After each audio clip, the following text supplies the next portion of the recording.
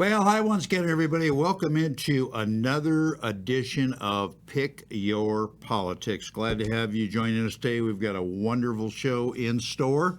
I'm your host, Dennis Silvers, along with my very gracious co-host, Stephanie Phillips. And oh my God, hear that? Yeah, You believe that? Oh, good God. it's the And best. and say hello, Mulligan. This is Mulligan. Also, he is our decision dog, as we call him, and he's happy to be here as well. But anyway, this is a show that informs you, if you will. We do local, national people who hold office, people that are running for office.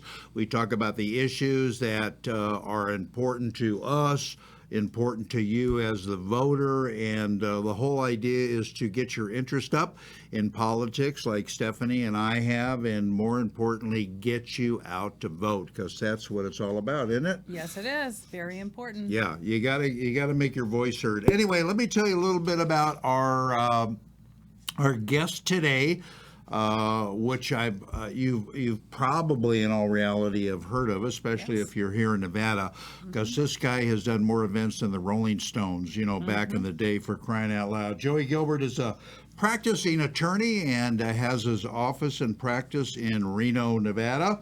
Prior, Joey was a professional boxer, for which he was a three-time NC2A boxing champion and a four-time All-American. Now, that's pretty impressive. He was also the Nevada State Golden Glove super middleweight champion, so obviously he knows his way around a ring. Joey also served in the military as a reservist for the United States Air Force. Joey Gilbert was a Republican candidate for Nevada governor, and finished in the polls second in the primary to Joe Lombardo. We're going to be talking a lot about that.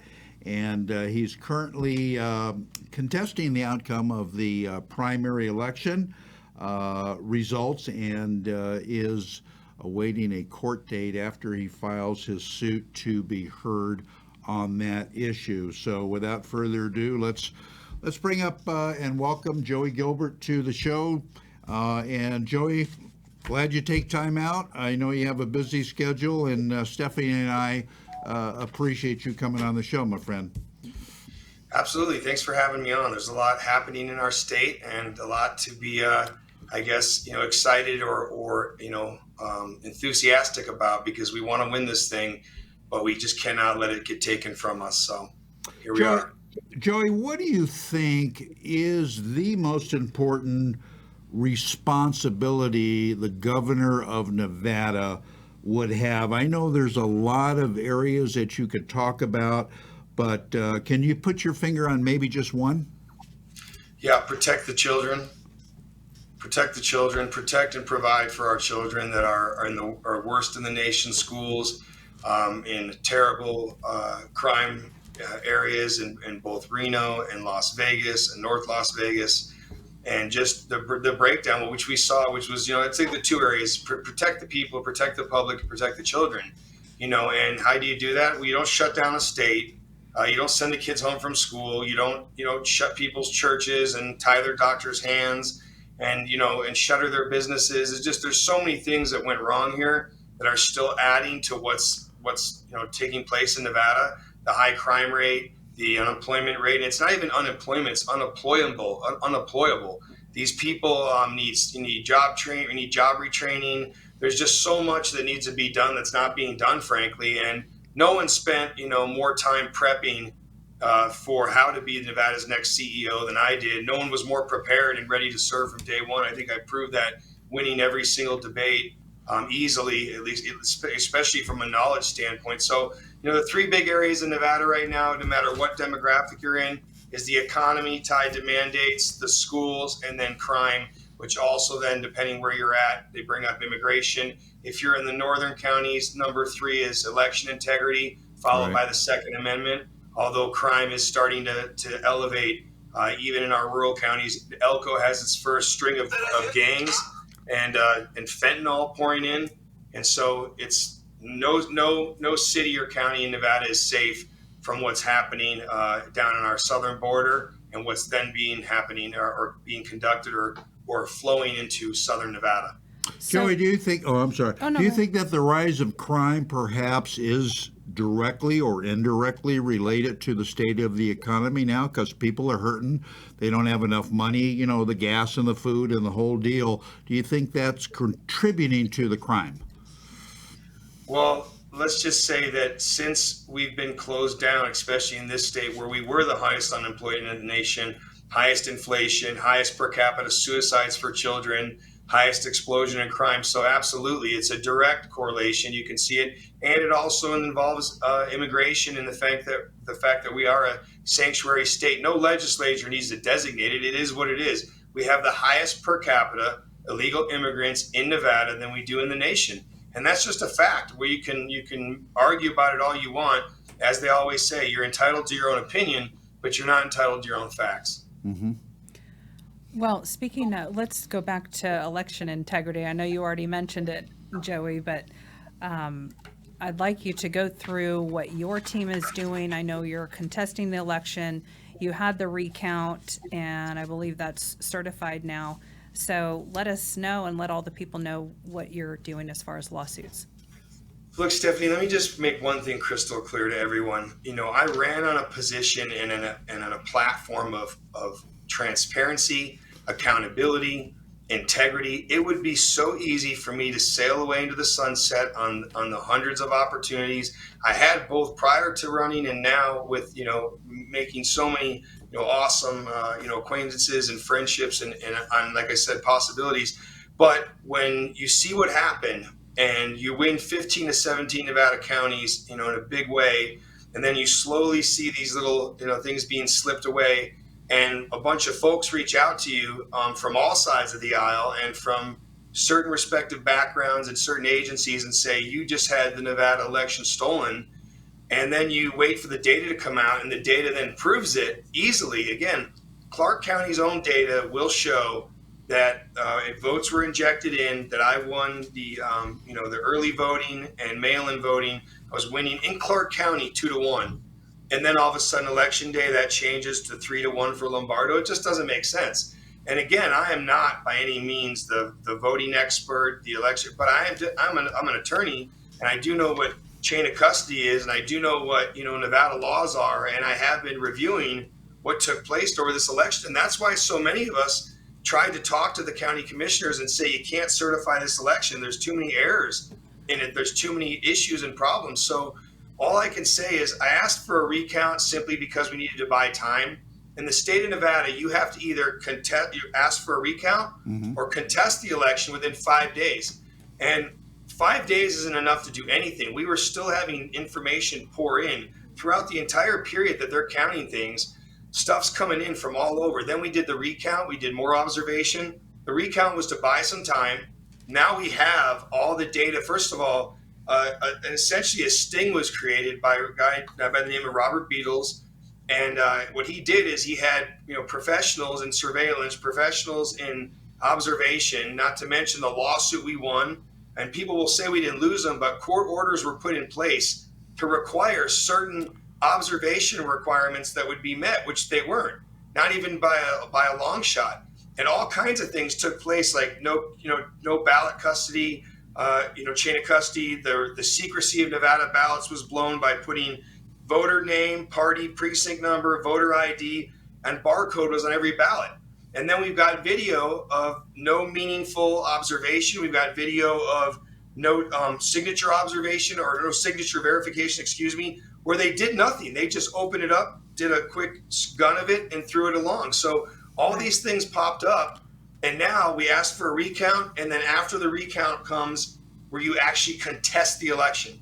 So you have 5 days from the certification of the last county that recounted to file the contest, which we're doing, and that should be filed by end of business today. Okay. How did they come up, though, with the figure, Joey, as you are well aware of, that was in the news after the recount in Clark County? The bottom line was that, you lost 6 votes, Lombardo lost 7 votes after going through all of this stuff. How does that happen? Well, again, when you're just counting the same votes and votes that were injected in using the same machines, you're going to get a very similar answer. Look, we weren't expecting a difference in the recount. Again, so much of this, like I've learned this last couple of years with politics and with the way government works, it is a game. It's a game. It's one party. It's a uniparty. You're playing by their rules, which they make and break at their own will. And so we had no choice but to do the recount simply to buy us time to get ready to contest the election. And I'll say this, as I've said before, there's different organizations out there. I keep seeing this clown group down in Las Vegas, this networking in Vegas, is calling me a Democratic plant and saying that I'm working with Steve Sisolak. I'm working with Sisolak. Even the person running now for the nomination is now saying this, that I'm a partner of Sisolak's. I'm a Democrat plant. And I don't know if anybody knows this, but the Democrats put money behind lots of people and ran messaging. We have no control over that. There are some guys that I had to reach out to and say, hey, man, I'm hearing that this group's behind you. What's going on? You have no control of that. I couldn't control that some Patriot Fund or whatever it was put out stuff, for me. You have no control of that. That doesn't make you a Democrat plant. All I'd say to everybody is look who's been suing the Democrats and suing the governor for 2.5 years, me, on my own time and my own dime. So again, I just want everybody to know this is 100% about fairness in Nevada elections, because we can no longer allow selections. We have to be ready and be willing and be able to fire these corrupt career politicians when they don't do their jobs. There's been a lot of talk, as you know, about you filing this lawsuit for the recount. I've talked to a bunch of people, Joey, and they think that all of them said, well, Joey Gilbert, yeah, this guy's got a bright political future ahead in Nevada, but now they're kind of taking that back because of what you're doing. Does that make you nervous for any future ambitions that you might have in the world of politics? Not even a little bit. Listen, I could give a damn about, politics, especially being back in D.C. in some swamp. I wanted to be Nevada governor. I will be, whether it's now or in the future. I'll primary Lombardo next, if I have to, and I'll beat him in a landslide if we fix the votes. And I'm telling you right now, once everybody sees what we put out there, again, they can judge for themselves. Don't take my word for it. Take the 3 or 4 PhDs that are saying it. Look at the algorithms that were used, and this happened all across the country. And I almost think that it's the other way. You got a problem if you don't think there's issues with our elections. If you're still living with your head in the sand and you don't think that there's a major issue with elections, only 20% of the public now. This is an ABC News poll. This is a legacy media poll, so it's lower than that. 20% of the public has confidence in our elections. 20%. That means 80% don't. Yeah. Okay, 80% don't. So this is Joey Gilbert saying, look, enough is enough. I've seen what happened. I just went through it myself. You don't have to believe me. You don't have to believe anything. Don't take my word for it. Watch what we put out there. And after it's out there, if you, think that, I'm just doing this because I'm a sore loser or I got nothing better to do, and you don't think I'm doing it because I'm a patriot that loves this state and wants to be able to see fair and free elections. And I'll tell you this, like I said to Demar Dahl, who I love up in Elko County. Demar, there is no politics in Nevada. I'll never get elected to anything if I don't fix this now. When you all see what I did in Clark County and that I beat Lombardo by double in Clark County, by double, and know that we won this, there's going to be just as many people ready to vote for Joey Gilbert, again, as they were now. And if that means that some of the establishment, Rhino, GOP hacks don't vote for me, good riddance. I don't care. I didn't need their vote. Here's the best part. I didn't need their vote. A lot of these folks voted, but when you see how overwhelming this was, it's because of the independents, nonpartisans, all the people that believe in America and believe in freedom, medical privacy, parental rights, Second Amendment. They're going to keep coming. And so I'm not worried about it. What I'm worried about is making sure that Nevada elections are fair and free, and that whoever you vote for, whoever gets the most votes, that's who's seated. Not based on some algorithm that we the people don't control. Otherwise, release the source code and let's do a forensic audit and let's take a look at things. But they won't do that. So we have to resort to mathematics and the county's data. Right. That's so important. And I'm glad that you're doing this, because that's going to quiet all of the naysayers that are out there saying there's no evidence, they don't see it. So I'm glad that's going to be presented in court. I have a couple of questions for you. On Tuesday, there was the Patriot Rally at Ahern, and that you were there. And I noticed out of all of the state seats, there was one primary winner that was there that I noticed, and maybe I didn't see them all, but what did you think about the rest of them not showing up to this event? Because this event was centered around election integrity and protecting our elections, but yet I only saw one that was there. And also, I want to know what you think about that, but I also want to know, do you see candidates that were very close to you, campaigning with you, on the trail with you, that have won their primaries but now are distancing? Do you feel like some are distancing themselves from you because of what you're doing with contesting the election? No, Good I mean, question. look, first of all, I mean, Stephanie, that is a great question. And I'll just say this, you know, you gotta keep in mind, and I will always be mindful of this, that no matter what or how these other, you know, friends, fellow candidates, people feel, there's the media, there's the fake news, enemy of the people media, as President Trump says, that it still calls any claim on election integrity baseless, whether they've done it, refuted or not.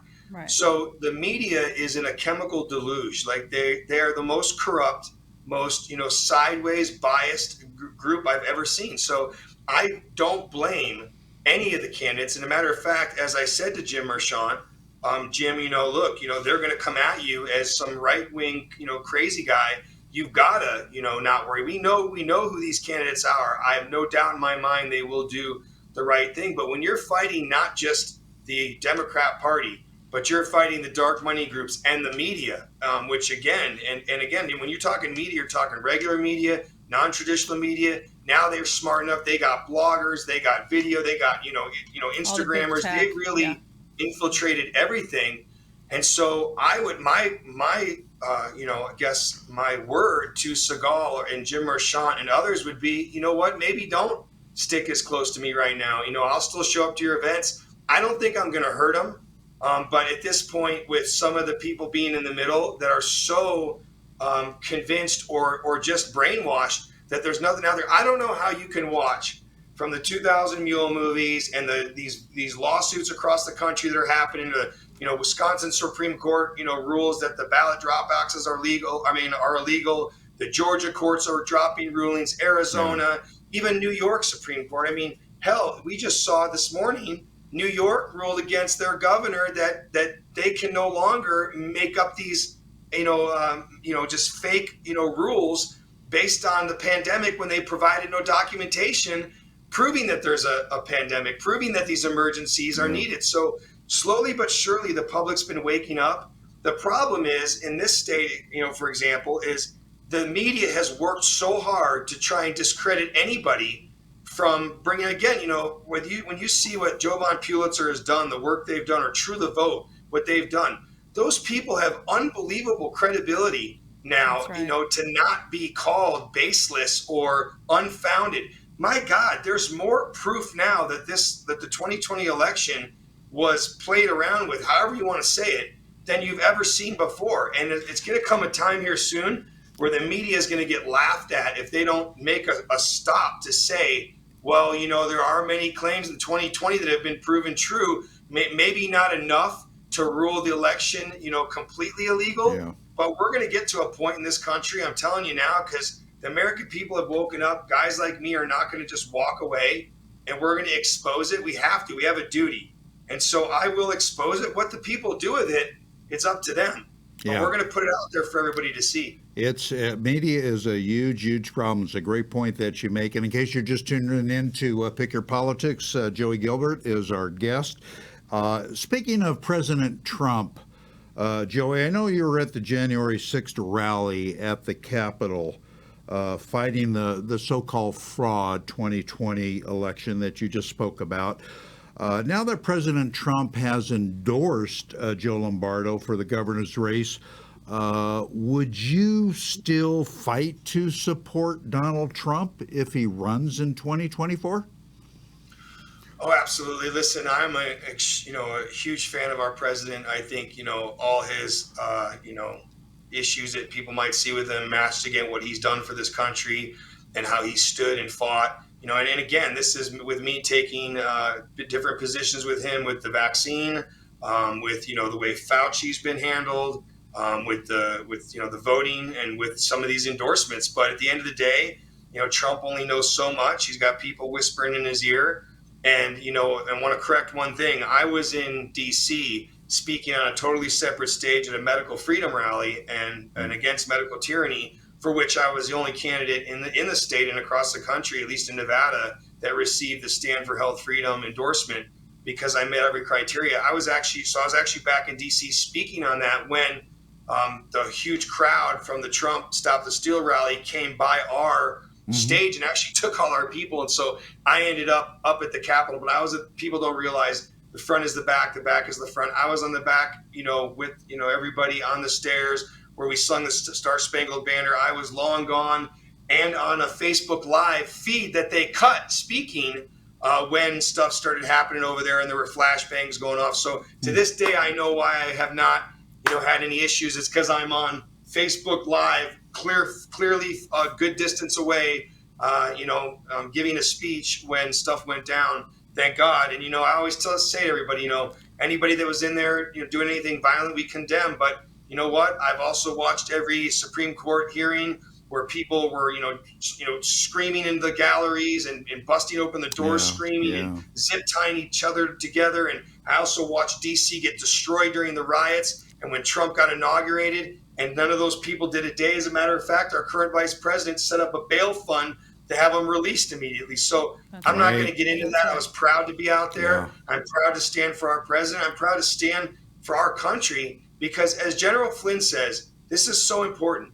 Not one illegal vote can stand. Not one dead person, not one illegal vote, because the only thing that makes us equal in this country is our vote. No matter how much money you make, no matter what you do, your vote counts as much as my vote. And the people, the forgotten men and women in Nevada that have been left behind by unemployment, by Dieter, by the governor, just not giving a damn about our children. So he locked them out of school for a year and a half. Our seniors, he isolated them. Okay, our law enforcement and fire and healthcare workers, he demanded they take an unproven, unnecessary, totally useless treatment modality. So again, this is the stuff that's been happening. And we, the people, have to be allowed to fire these corrupt people. When they don't do their jobs, they got to get fired. And I'll tell you right now, this is what's so important. Guys, you got to understand this. Do you think anybody in this country voted for this inflation, voted for these gas prices, voted for that open border, voted for more mandates, more closures, masks, any of this nonsense, for our parental rights to be invaded on, for our schools to be closed, for our kids to be indoctrinated? Do you think anybody voted for this? Like I already said, the open southern border. No. The absolute answer, unequivocally, 80% number is no. This crime, which they all know is a direct proportion to an open border, fentanyl running in, businesses shut down, people still being paid to stay home. They just extended the emergency again, Biden did. So all I'm saying is that people have had enough. And when they go in there to vote against these people, you should see them being thrown out of office in record numbers. But when you don't see that, that's right. And remember this, you guys can play this whole spot again in November, about the 15th, maybe the 20th, when Sisolak wins again, and a bunch of the people that we thought, oh my God, this red wave was coming, but it doesn't hit here. A couple get in, a couple Barbara Sagaskis get in, a couple rhinos get in, but no one talking like Joey Gilbert gets in. You're going to know there's a big problem. Huge problem. There already is a big problem.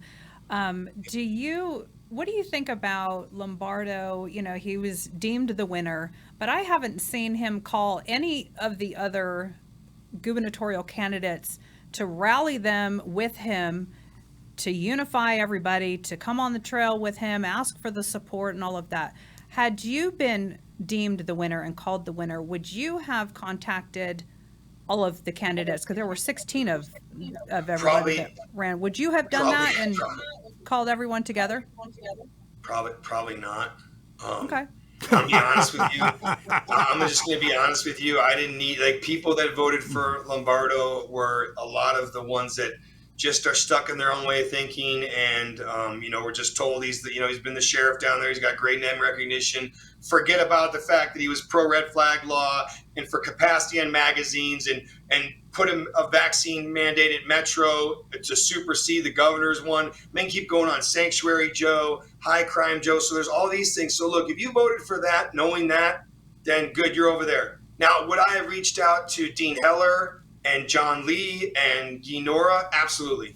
Absolutely, without a doubt. And, I already told everybody I would have had Mayor Lee already in place to handle the legislature for me. Guy Nora would have been handling go-ahead for me. Dean Heller would have sent him back to D.C. to worry about some issues. Can he go play with the swamp a little bit? Yeah. But again, I already had picks out with everybody. Right. And Lombardo and anybody, my Metro guys listening, what we were done with Lombardo. We were sending him to the airport. He was going to the airport. And the Metro guys know the inside joke on that there, because apparently if, you come against him and you fall out of the graces of Metro's leadership, you get sent to the airport. They say that's where cops are sent to die. So my point is, you think you could take from that what you need from it. But I would have not reached out to him. However, I did say to Joe Lombardo at the state convention before I found out that the 30 people sitting in the front rows in Joe Lombardo shirts were all paid to be there. Right, and they right. essentially tried to orchestrate a little, coup and win the nomination because they knew he was about to have it handed to him. I actually went up to him and said, hey, I heard about Trump's endorsement. Congratulations. And you know what? If you win this thing, I'll be happy to go up to these rural counties into the northern part of the state and help you out. Since that has happened, and since all this, look, there's a lot of things that happened since that date, and it had to do with the fact, look, the guy never campaigned a day. He showed up to a couple Lincoln Day dinners here and there for 20 minutes. He showed up to debates he had to, gave a lackluster performance everywhere except for the debate on TV where he threw a little temper tantrum, blew a gasket, told everybody listening that the primary, for all essential purposes, the primary's over. He's leading the polls. He's raised the most money. He's got Donald Trump's endorsement. He's got 16 out of 17 sheriff's endorsement, which was a lie. After he said that, I kind of looked at him like, holy smokes, man, this guy knows he's got this. Or no, you would never say that. You would listen, if you're already a disliked guy, meaning like you don't have any really likability factor, you've got almost a 50% unfavorability rating. The only guy higher than that was Dean Heller. When you've got that going on, the best way you could have handled that closing statement at the governor's debate was, listen, you know what? We've worked hard. I've gotten to all the counties. I'm leading in the polls. I'm expecting to do well. And we'll see what the Nevada voters have to say, but I look forward to being everybody's governor. You don't come out and basically tell everybody their vote doesn't matter. You got this thing, right, and the primary's over. You just don't do that. But again, telling sign. And look, this ain't my first rodeo in terms of coalescing, getting people to work together, building, coalitions, getting stuff done. I know what we did in that state. We had more support in Clark County than I could ever even imagine or hope for, thanks to people like Stephanie, thanks to a lot of good friends in Southern Nevada. We steamrolled that place. And when folks see this, they're going to be mad. They're going to see that Joey Gilbert got double the votes in Clark County. And then when you really look at it, imagine that. And then you see that Dean Heller did much better than they said. They took votes from Dean. They took votes from Mayor Lee. Mayor Lee got almost 24,000 votes in Vegas. They tried to say he got 13,000. He got 10 more. They took those votes from Dean, from Mayor Lee, from Guy Nora, and they farmed him out to Lombardo, Sisolak, and whoever they needed to. And you'll see this. The math doesn't lie. Data doesn't lie. And because of that, absolutely not. I will not go anywhere. What does that say about me now? So I go up to these rural counties, many of them, which, by the way, are independents that signed up, that registered a Republican to vote for me. I said this to Michelle Fiore. Come up there and say, listen, guys, just forget about all this stuff that this guy is, gun grabbing, red flag law, Sanctuary Joe, all these things we know. And on top of the fact that we know that he knows about the cheating, he is involved in the cheating, all right? And he's going to help hand this to Sisolak. Because let me tell you something, data doesn't lie. All you got to do is look at the data. He's not going to pull the votes necessary in the rural counties. He's not even going to pull from Clark County enough to win this thing. And again, This was all set up by design. They knew they needed to run against Lombardo. There's more Democrats in this state than there are Republicans. There's more independents than there are, Republicans and Democrats. That's right. But that vote that he needs in Clark County, he's not going to get. And again, there's a lot of reasons why he's not going to get it. But when you look at like where the African American community is at and the Latino community, and you take a white Republican sheriff with a vaccine mandate that shut things down, that's anti-Second Amendment, no matter what he puts out there in commercials, they just look back. And a lot of these voters are more educated than people would like to see. Plus, they're going to blanket the airways and the mail and drop all this stuff on him. And so, again, it's going to be a tough race that, like I said, he was never going to win. He was the worst guy we ever could have put against Sisolak. And unfortunately, the Republicans never, fail at screwing up something they have a chance to win. Joey, before we let you go, because we're running out of time, and we can spend another hour with you, but do you have any idea once you file this thing, when you might get a court date and how long those proceedings would be once you get into court? Well, I do know this. First of all, this is my, I've never done this before, obviously. And, and looking back, so just so folks understand real quick why I'm doing this, because a lot of these election cases, people always say all across the country, none of Trump's case. Well, no one realizes the majority, if not all, the evidence was never truly heard. It was never weighed. It was never put in front of the judge the way it needs to be. There was standing issues, all kinds of games they played.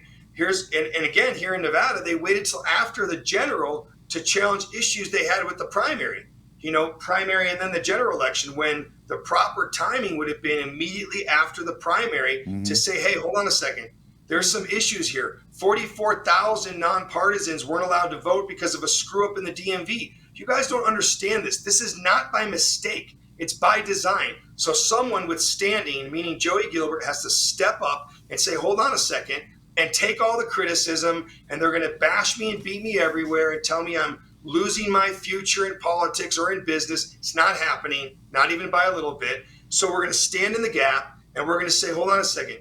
We want to see what happened here. We want to know what happened with these 44,000 votes. What about the chain of custody? What about the internet connected to the chain, all this stuff, the court orders, everything. And we have to do that. So that's what we're going to do. I have no idea.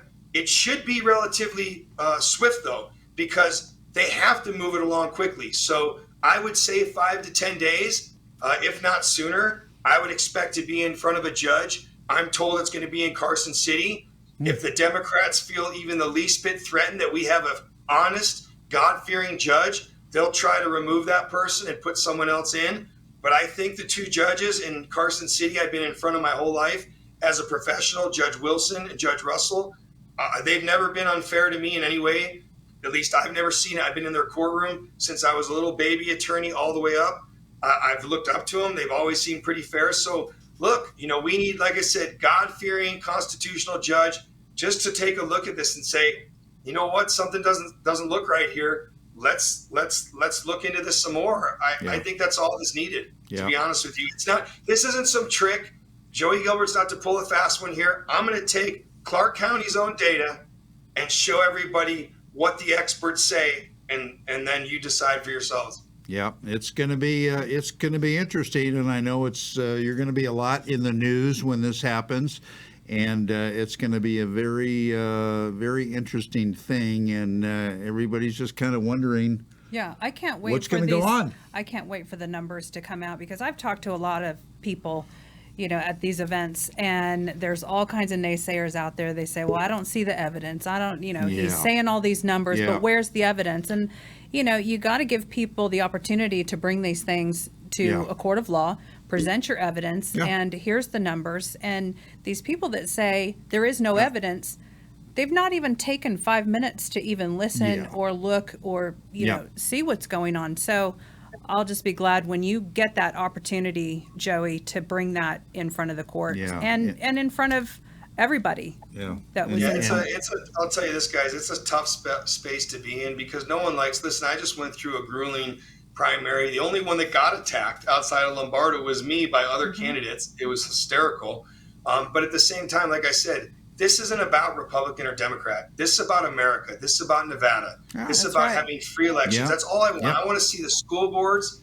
When the mama bears and the moms and dads have a problem with their school board and they vote them out, those people should be voted out. When you've got a governor or an attorney general or someone that's not doing what we the people want, they should be able to be fired. It's that simple. And if after all this is done, it's proven that I'm wrong, I will admit my wrong. I'll say, look, I screwed up. These guys didn't, but and I'll say, and then I'll get behind what I need to get behind. But at the same time, I'll say this: if we don't make a stand now, when do we do it? Yeah. It truly Right. is, like I said, I feel like all those folks in Clark County, and I can't tell you, Stephanie, how many people at events that we were at together Right. came up to me and said, I registered to vote for you, and you better not quit, Mr. Gilbert. And these were people that came up to me and said, I hope you know they're going to steal this from you, and I hope you fight. There were a lot of very smart people. Our movement. There's some people that are a little farther out here, but there's a lot of folks that came up to me and said, come on, Joey, why are you even running? They're going to steal it from you. I just hope you're going to fight it and demand that they prove it. And I said, I absolutely am. So that's what we're doing. If not you, who? And if not now, when? Yeah, So exactly. Now's the time. That's a very good point. Well, you have a great message, Joey, and I hope we're going to send you a link, obviously, to the show. We hope you share it with as many people so they get your message out as well. We very much appreciate you taking time out. And like I say, we'll be hearing from you, I'm sure. Yeah, you will. Sure. Thanks, guys. Thanks for Thank you coming very on, much. Joey. Thank you very much. Very, very interesting. Well, hopefully last week we had on Robert Beatles, who Right, he who mentioned, we mentioned. and we talked about election integrity Mm-hmm. the whole podcast, and big tech censored us. Yeah, they pulled did. us off of a platform. So let's see what happens. Let's see what happens this week. But I want to say thank you to all of the viewers, because we had over 3,000 Yeah. of them tune Yeah. in, and we thank you for viewing us and taking a Yeah. look at our show, and we enjoy having you. Absolutely. And how many people out there know, Stephanie, we've talked about it, there is a third candidate That's that right. is on the ballot for governor. Right. Do you know who it is? Well, fret not, because we've got him coming on We do. next week. Next week. Next Yep. week. So if you don't know who he is, make sure you tune in and you'll find out. Anyway, for Stephanie, I'm Dennis and Mulligan. Thanks for tuning in. Get out and vote, everybody, and we'll see you back soon. So long. See you later.